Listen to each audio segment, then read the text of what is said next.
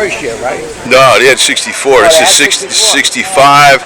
65 GTO. You got the Yeah. the Coke bottle headlights here, I and think the 67 was more popular. oh yeah. Well, every year it was different on these things. DeLorean was changing the miles. And this is 389 tri-power.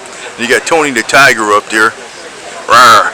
This is cool. I'd like to get a cat like this for my cats, just so they can play with them. Hey, you could be the big boo-boo for the cats, man.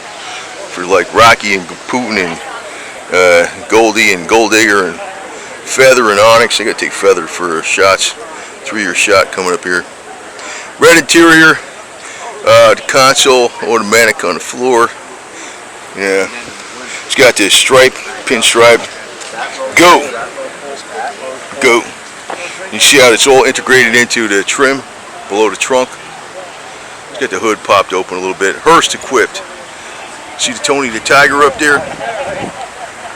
That is bitching, man. That cat makes it. That was a great advertising thing, you know. Plus, even like I think it was Esso. They used to call it Esso instead of Exxon. Put a tiger in your tank. See that? I still remember that. They knew how to advertise back then. And they put this dumb stuff out there. You got 5-spoke wheels. Low profile towers in the front. But you know, they're modern, but they're still 5-spoke. Which is 5-spoke is like what they used to have. So yeah, 389. And then they had one model that was a 421.